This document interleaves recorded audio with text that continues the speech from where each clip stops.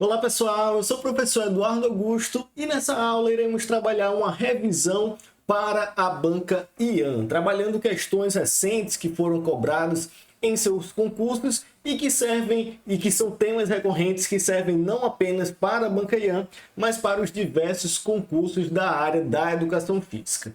Antes de iniciar, se inscreve aqui no nosso canal, deixa nos comentários qual tema ou qual banca você gostaria de ver em nossas aulas. E se você tiver interesse, nós temos agora a nossa área de membros aqui no YouTube, onde você tem acesso a diversos benefícios, além de apoiar também o nosso trabalho. Então, dentre os benefícios estão vídeos exclusivos, prioridade de acesso a alguns novos vídeos e também descontos em nossos materiais. Então, se você tiver interesse, tem um botão aqui embaixo, seja membro, onde você encontra mais detalhes. Então, sem mais delongas, vamos para a aula em si, resolvendo algumas questões importantes, não só para a IAN, mas também para os concursos de educação física de forma geral.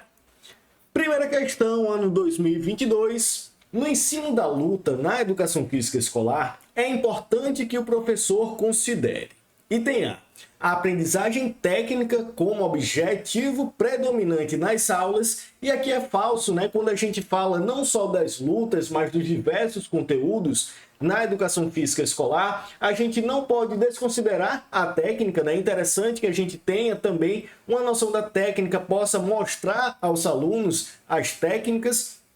Porém, os conteúdos vão além disso, né? A gente tem as suas dimensões conceituais, procedimentais e atitudinais, entendendo o contexto sociocultural, contexto histórico daqueles conteúdos. Então, a aprendizagem técnica, apesar de não poder ser desconsiderada, não é o objetivo predominante nas aulas. Item A, falso.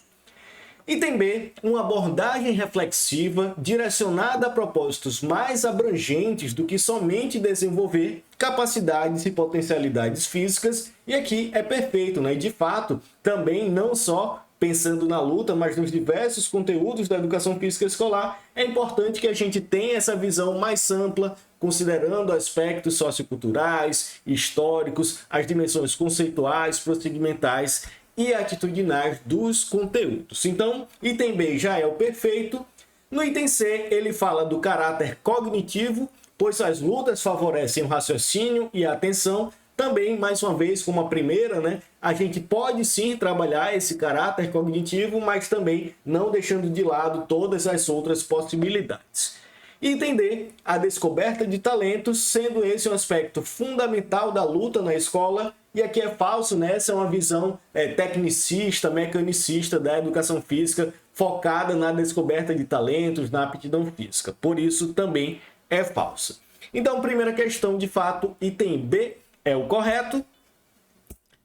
Segunda questão, ano 2025. Na prática de exercícios aeróbicos prolongados, como corrida de longa distância, o processo metabólico que ocorre predominantemente dentro das mitocôndrias para a produção de ATP denomina-se. E aí ele vai falar de fermentação lática, fosforilação oxidativa, glicólise anaeróbia e sistema ATP-PCR. E aí a gente tem já no enunciado a resposta dessa questão, né, que ele vai falar do processo metabólico que ocorre predominantemente dentro das mitocôndrias. Nesse caso, se a gente fala de um processo metabólico que ocorre dentro das mitocôndrias, a gente fala da respiração celular, a gente fala da utilização de oxigênio nas reações. Por isso, a gente já consegue eliminar o item A da fermentação lática, já que a gente tem aí a via anaeróbia lática, justamente sem a presença do oxigênio, formando o lactato em suas, como subproduto das suas reações. No item C, a glicólise anaeróbia, também a gente tem aí uma via metabólica sem a presença de oxigênio, consequentemente não adentra a mitocôndria, e o sistema ATP-CP ou ATP-PCR também é uma via metabólica anaeróbia, nesse caso uma via metabólica anaeróbia alática. Então, por eliminação, a gente já consegue acertar que é a fosforilação oxidativa, um dos principais momentos das reações de produção de energia através da via metabólica aeróbia, né? Com a presença de oxigênio, utilizando aí o oxigênio nas reações, na cadeia transportadora de elétrons, na fosforilação oxidativa, justamente para gerar essa produção de ATP com a utilização do oxigênio. Segunda questão, então, tranquilamente, item B é o correto. Terceira questão, ano 2022. Na educação física, a avaliação constitui importante instrumento para pautar condutas e definir objetivos a serem alcançados. Acerca da avaliação na educação física escolar, analise os itens a seguir. Primeiro, deve enfatizar, sobretudo, a medição, o desempenho das capacidades físicas, as habilidades motoras e, em alguns casos, o uso das medidas antropométricas. E aqui é falso, né? Quando a gente fala da visão atual da avaliação na educação física escolar, a gente vai em oposição a isso, né? Essa é uma visão tradicional, uma visão tecnicista da avaliação na educação física escolar, onde o foco era apenas as medições, o desempenho motor, as habilidades motoras, até mesmo a composição corporal, né? Então, por isso, o item 1 está errado. Segundo, as provas escritas se constituem um instrumento mais característico do sistema de avaliação tradicional. Bem utilizadas, podem ser uma fonte útil de informação para aluno, professor e comunidade, inclusive na educação física. E aqui é verdadeiro, né? Apesar das provas escritas serem esse instrumento clássico em um sistema de avaliação tradicional, utilizada no momento correto, com um objetivo específico, ela pode sim ser útil como uma forma de ter informações para o aluno, para o professor e para a comunidade, inclusive na educação física escolar. Lembrando que na perspectiva da avaliação da educação física escolar, a gente vai ter 3 momentos: a avaliação diagnóstica, que ocorre lá no início do processo de ensino-aprendizagem, justamente para capturar essas informações essenciais; a avaliação formativa, que vai ocorrendo durante todo o processo; e a avaliação somativa, que ocorre ao fim desse processo, normalmente para atribuir um conceito, uma nota. E nesse caso, né, em uma avaliação somativa, a prova escrita pode sim ser um instrumento útil e sendo bem utilizada no momento correto com um objetivo específico. Então, item 2 está correto. Item 3, a avaliação formativa deve ser realizada no início do processo, pois através desse instrumento o professor irá pautar suas ações, que posteriormente serão reavaliadas para a definição de novos objetivos. E aí a gente acabou de falar sobre isso, né? A avaliação que é realizada no início do processo, justamente para pautar as ações, é a avaliação diagnóstica e não a formativa. Nesse caso, apenas o item 2 é correto. Item B, então, é o verdadeiro dessa terceira questão.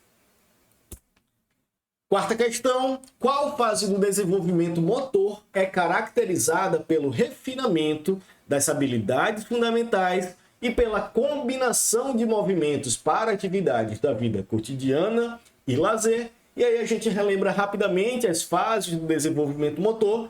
A fase motora reflexiva, né, a fase dos movimentos reflexos, é a primeira delas, a única com movimentos involuntários. Em seguida, vem a fase dos movimentos rudimentares, onde a gente tem as primeiras manifestações voluntárias do movimento. É o momento que o bebê, a criança, vai conseguindo realmente ter controle do seu corpo e explorando as primeiras manifestações voluntárias de movimento.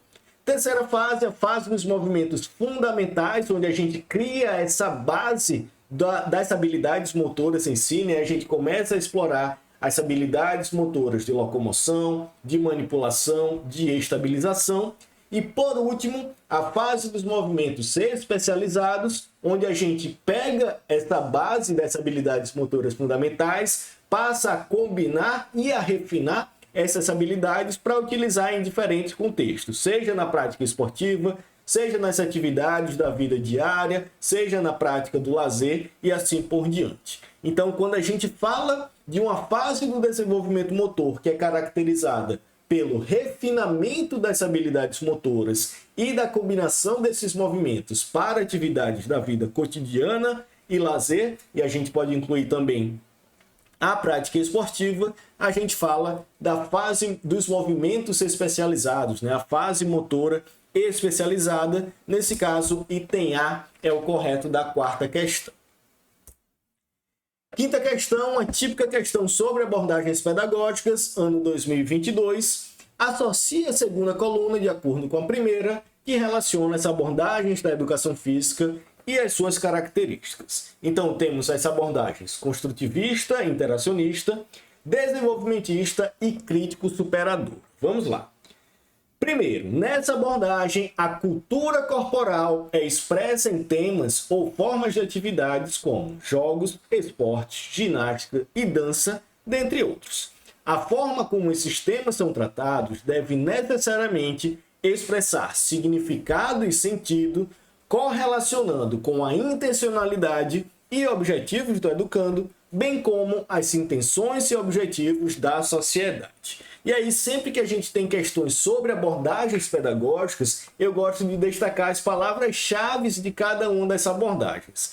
Nessa primeira, a gente já tem uma palavra-chave muito clássica que vai facilitar muito a gente resolver esse primeiro item, que é a cultura corporal. Quando a gente fala do conceito de cultura corporal, é o principal objeto de estudo da educação física, de acordo com o coletivo de autores, né? Com a obra do coletivo de autores, que é a obra base da abordagem crítico-superadora. Então, se a gente fala de cultura corporal, outro ponto importante que o item traz é as intenções e objetivos da sociedade, outro tópico relacionado à abordagem crítico-superadora. Então, tranquilamente, esse primeiro item está relacionado ao número 3, a abordagem crítico-superadora. Segundo, o professor João Batista Freire introduziu essa abordagem através do livro Educação de Corpo Inteiro, tendo como principais características o jogo simbólico e de regras e as brincadeiras populares que procuram utilizar-se de inúmeros materiais alternativos. E aqui é um item basicamente de palavras-chave da abordagem construtivista, né? O autor de referência, o João Batista Freire, a obra de referência, a obra Educação de Corpo Inteiro, o jogo simbólico e de regras, fazendo referência ao Piaget, né? O autor base para a obra do João Batista Freire, e o conteúdo que são as brincadeiras populares. Então, de fato, tranquilamente a gente já faz a referência com a abordagem construtivista interacionista, número 1. E por último, representado por Gotani e colaboradores nas obras de 88 no livro Educação Física Escolar, essa abordagem propõe uma taxonomia para o desenvolvimento motor, ou seja, uma classificação hierárquica dos movimentos dos seres humanos. E aqui, mais uma vez, tranquilamente, Gotani, né, o principal autor de referência da abordagem desenvolvimentista, tendo como principal conteúdo o desenvolvimento motor e as habilidades motoras. Então, tranquilamente, resolvendo essa questão, número 3, crítico-superadora, número 1, construtivista interacionista e número 2, desenvolvimentista. Temos, então, o item B correto dessa quinta questão. E antes de avançar para a sexta questão, fica a recomendação, se você quer turbinar a sua preparação, né? Se quer, de fato, dominar todos esses conteúdos que a gente trabalha não só nessa aula, mas os conteúdos recorrentes dos concursos de educação física de forma geral, não só para a Banquian, fica a recomendação do nosso curso da preparação à aprovação, um curso de acesso vitalício com mais de 60 videoaulas de teoria, aulas de resolução de questões, simulados, módulo de organização e planejamento de estudos, banco de provas, suporte individual via WhatsApp, além de outros diversos bônus. Então, de fato, se você quer realizar uma preparação completa para os concursos de educação física, fica a recomendação do nosso curso da preparação à aprovação. Você encontra mais informações no link da descrição desse vídeo. Avançando, vários jogos são relacionados para a percepção de educação física mais inclusiva.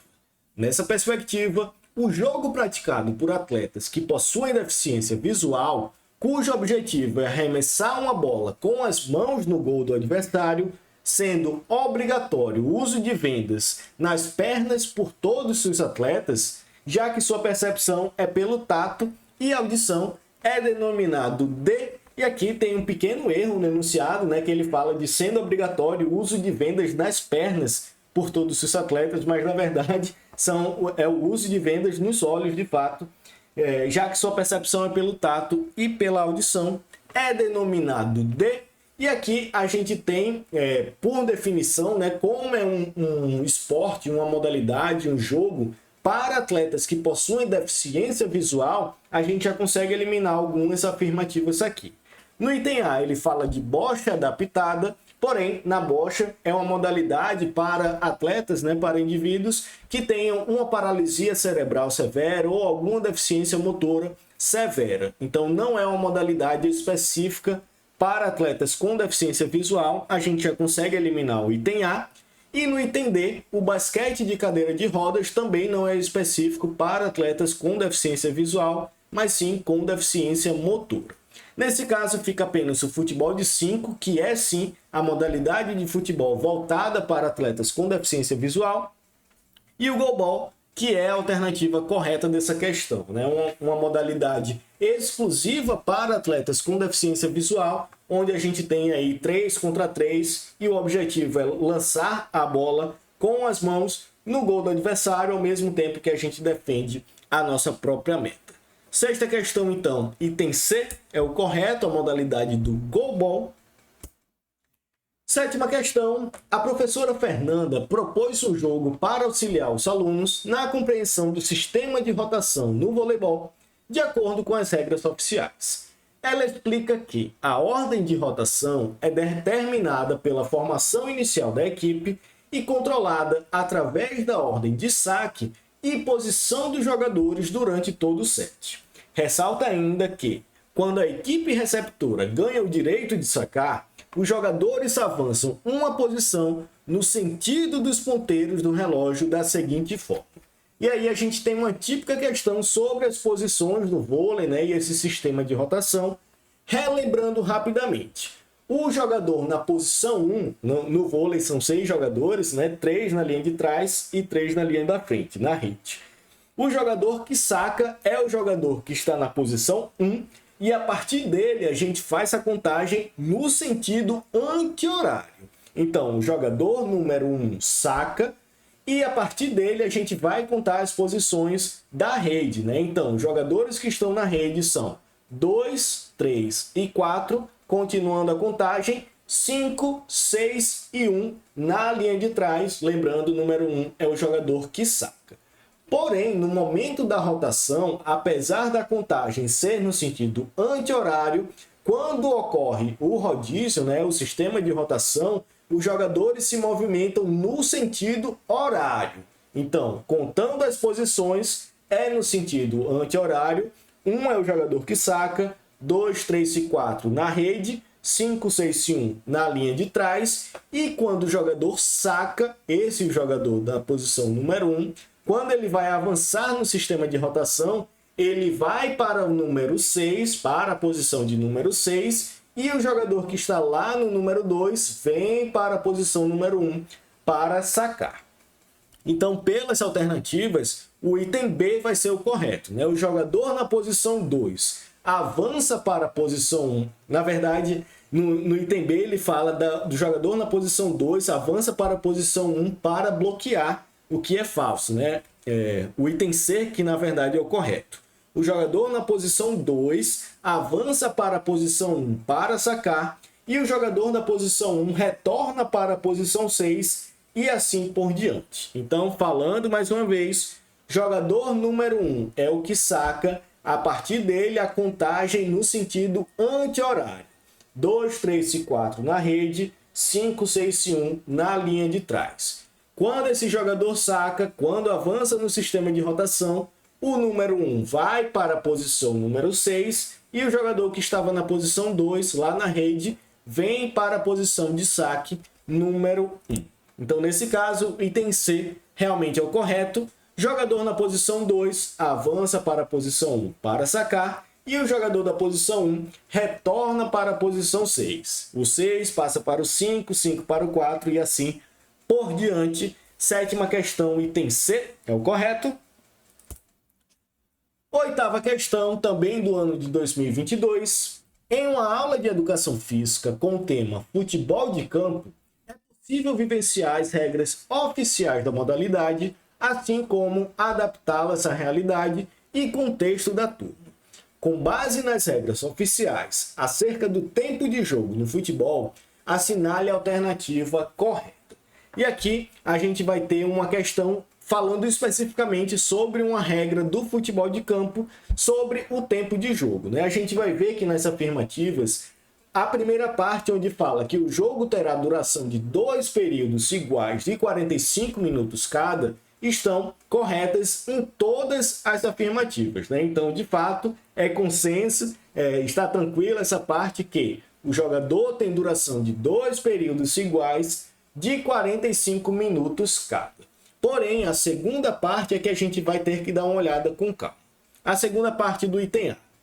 Que esses 2 períodos, né, só poderão ser reduzidos por decisão unilateral do árbitro após o início e desde que haja previsão no regulamento da competição. E aqui é falso, né? A gente só tem uma possibilidade de alterar, né, de ter uma modificação nessa duração clássica do futebol, que são 2 períodos iguais de 45 minutos cada.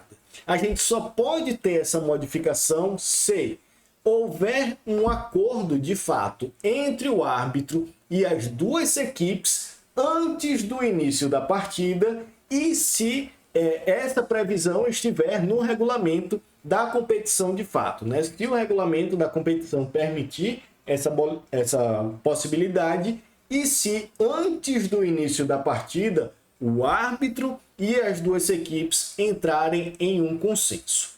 Por isso, a gente olhando as alternativas, o item B vai ser o correto, que traz exatamente essa possibilidade. No item C, ele fala que só poderão ser reduzidos se houver um acordo entre o árbitro e as 2 equipes, o que é verdadeiro, porém ele fala após o início da partida, o que é errado. E no item D, ele fala de uma decisão unilateral do árbitro, que também é falso. Então o item B é o único correto, pois, de fato, falando do tempo de jogo no futebol, de acordo com as regras oficiais, o jogo tem a duração de 2 períodos iguais de 45 minutos cada, que só poderão ser reduzidos se houver um acordo entre árbitro e as 2 equipes antes do início da partida e se houver previsão no regulamento da competição. Oitava questão, então, item B é o correto. Nona questão, 2025. Sobre a aplicação da manobra de Heimlich em adultos com obstrução total das vias aéreas e conscientes, assinale a alternativa correta. Item A.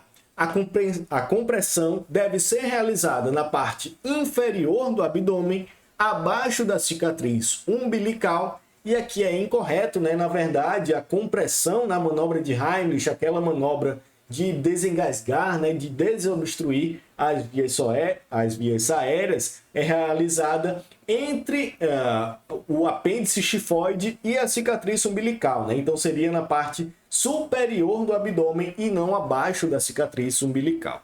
Item A é incorreto. Item B, em gestantes no último trimestre, a compressão deve ser realizada abaixo do diafragma para evitar danos ao feto. E aqui também é o oposto, né? A ideia é comprimir o diafragma justamente para forçar essa saída do ar e, em mulheres gestantes, evitar que a gente comprima o feto, né? Que traga aí algum dano ao feto. Por isso, o item B também é incorreto.